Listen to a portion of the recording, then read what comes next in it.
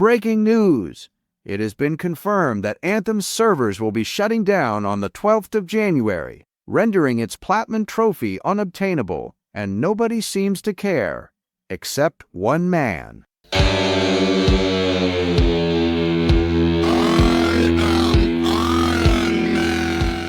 So as you may or more realistically may not have heard, EA are shutting down yet another one of their games. This time it is their Iron Man simulator Anthem. After only being in service since 2019, it's safe to say that this sparked a lot of controversy in the gaming community. So after the shutdown was announced, I decided to head over to the PlayStation Store to download it. Maybe not then. So with that, I took a trip down to the local CEX to purchase a hard copy of the game. Fortunately, it wasn't in very high demand and I was able to pick it up for just £1. Now that we're in a position to actually play the game, Anthem has a total of 47 trophies and apparently takes around 70 hours to complete. Are you sure about that? Anthem has 15 trophies which are connected to its story, which, by the way, is very, very, very boring. Each mission is essentially recycled and it gets very draining very quickly. To fight the boredom, however, there are trophies that we can work towards throughout. The premise of this game is that after watching our entire fleet of Iron Man cosplayers get teabagged by an all-powerful being which controls the Anthem, we jump to 2 years later and straight into our new life, which consists of completing the same world events over and over again. We are also introduced to our cipher Owen, who is basically just the human equivalent of Jarvis. As annoying as Owen becomes throughout the story, he can have his funny moments. You're coming up on the next sensor. Check it out for me, will you? You do know you probably just orphaned some baby rabbits there. The first world event that we come across is basically Hardpoint from Call of Duty, and the other is returning light balls to a Shaper relic. This one did actually take me a hot minute to figure out, because reading tutorials is for nerds. Nope. Nope. Nope. Nope. I'm gonna be honest with you. I'm kind of retarded. That should be enough. Let's see if the door opens.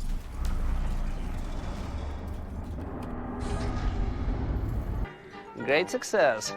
Anyway, after that embarrassment, it doesn't take long for us to earn our first trophy. As we defend the hardpoint and kill a monster that comes through the Shaper Gate, we get a cringe cutscene to the game's title screen, and we earn early warnings for completing the game's introduction. Following every mission, you can return to Fort Tarsus to speak to NPCs, upgrade your Javelin, and change or purchase gear. This is also where you can create your very own character, which I clearly didn't care much about. Oh, I don't care.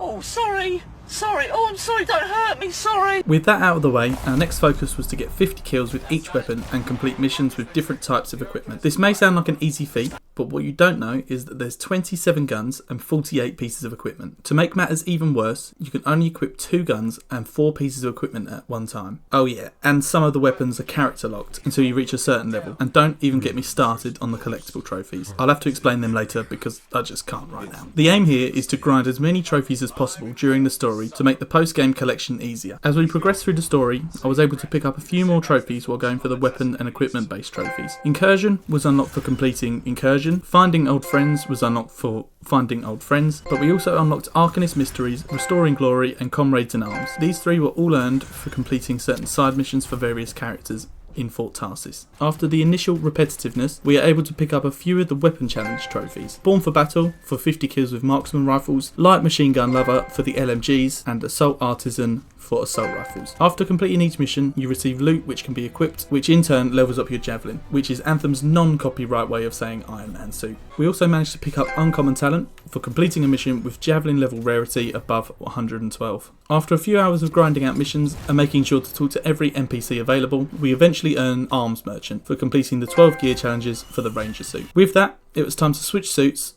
and I chose to go for the Colossus next. This is because the Colossus has access to both the autocannon and the grenade launcher challenges. Before we can start on grabbing those trophies though, we have completed all available side missions and conversations. We are now at the point where we have to progress the extremely exciting story. The Tomb of General Tarsus trophy is unlocked for completing the mission of the same name. For this, you will need to complete the Tombs of Legionnaires mission, which involves completing the trial of Athena, Karith, Gorns and Yavina, which all have different prerequisites. I had done a few of these previously, and thankfully the mission itself was slightly more interesting. After searching the open world for the Tomb of General Tarsus, we find it hidden behind a waterfall. I'm not sure how nobody discovered this in a world where you can fly anywhere you want, but Oh well. Anyways, we solve a few puzzles and squish a few bugs, and we eventually find what we'd been looking for. In the story, we had been searching for the game's most overpowered Javelin, which belonged to General Tarsus. This Javelin would enable us to return to the Anthem without being dunked on by the monsters to protect it. Unfortunately, the tomb didn't hold a Javelin, only a signet, but the signet might be the key to opening the long-sealed Fortress of Dawn. So we seem to be on the right path, and as a reward, we earn the Tomb of General Tarsus trophy. Now, throughout the story, we had been getting to know our cipher Owen. He's a pretty weird guy. If a contract does fall into our laps. And slightly concerning. So yeah, every cipher is a little broken. But it's been his dream to become a freelancer just like us. However, at every opportunity, he has just been shot down, and there's even a stage where he steals a Javelin to try to prove himself, but only ends up getting banned from becoming a freelancer. Why can't I move? You can't. Your Javelin locked up. What do I do? Yeah, nothing's working. I can't. During our next mission, we head to the Fortress of Dawn to hopefully find Tarsus's Javelin, and after clearing a path through the local Dominion population, we finally reach the Heralded Suit. While we had been living out our Iron Man fantasy, Owen had been busy completing his villain arc. He freezes us in place, mugs us off, and steals the Javelin from right under our noses. Now this would be quite annoying if I cared about the story in any way, but on the other hand, we do earn the Fortress of Dawn trophy, which is good I guess. With that mission out of the way, and Owen's annoying voice gone for good, we had a bit of time to complete some of the side missions that had become available, as well as restart the weapons grind. For the next few hours of gameplay, we grabbed Sniper Ace for completing the sniper rifle challenges, I Call Shotgun for the shotguns, and Cannon Connoisseur for the auto cannon challenges. We do also grab a couple of unexpected trophies for discovering all districts, landmarks and hidden places throughout the East Gate and the Emerald Abyss. With those trophies popped, we are about a third of the way done with this platinum. We pick up a triple threat, a royal favour and freelancer down for completing more boring quests. I'm not even going to bother explaining them because they are carbon copies of the other missions, but we also are able to grab Grenade Guru. This is earned for completing the challenges with the grenade launchers, but I did find myself having a small skill issue with figuring out that you had to manually blow up the lurkers' grenades. I did say that tutorials were for nerds. So as I mentioned earlier, the Colossus is the only class that has access to the grenade launcher and the auto cannons, which we have now already popped the trophies for. So in the literal next mission, we grab Rare Talent for completing a mission with Rare Javelin Rarity, and straight after, we are able to complete the Colossus Gear Challenge trophy, Munitions Maestro. Oh yeah, and at some point along the way, while completing the gear challenges, we also complete the main storyline, no biggie. Now that Munitions Maestro has popped, we are also at a high enough level that we can move on to our third Iron Man suit. This time, I went for the Storm class. The Storm suit looks pretty similar to the Interceptor, which was the one we chose initially. However, with this suit, it is much more focused on AoE damage and spells. Throughout the playthrough, I had been loosely following a guide, just to keep myself on track and try to hang on to an ounce of sanity. The guide suggests that when you're switching suits, it's best to keep the original gear equipped. This is because Anthem's drop rate for items is extremely RNG, meaning that if you're unlucky enough, you could be left waiting for ages if a piece of equipment that you require doesn't drop. What the guide fails to explain is that by doing this, it means that you're left with weapons that are way underleveled while you go up against enemies that are matched with your player level. I didn't really think about this when using the Storm suit for the first time, and I got absolutely dunked on. Could use a hand here. I'm in trouble here. Give me a hand. This is impossible. Oh my fucking god. Need some help. Fucking hell, this is impossible. I can't do this. Freelancer, get the fragments. I can't. I need assistance. This is fucking ridiculous. That was insane. So, after being forced to drop the difficulty down until I got better gear, we managed to pick up Pistol Whipped and Straight Shooter for completing the weapon challenges for the heavy and the machine pistols, which I think are specific to the Storm class. Fuck knows, honestly. I think that I got quite lucky with the drops for the Storm class, and I managed to get the 12 gear challenges completed within a short amount of missions, which unlocked Seal Savant. So with the majority of Anthem's trophies now done, it was time to tackle the game's biggest ball ache. No Stone Unturned is the biggest collectible trophy in the game. Throughout the story, I had been making sure to collect these little deposits of chimeric compounds and chimeric alloys. The trophy requires that you collect 200 of each, which doesn't sound too bad because you get roughly 4 alloys per deposit, until you find out that you actually need to collect 200 deposits each.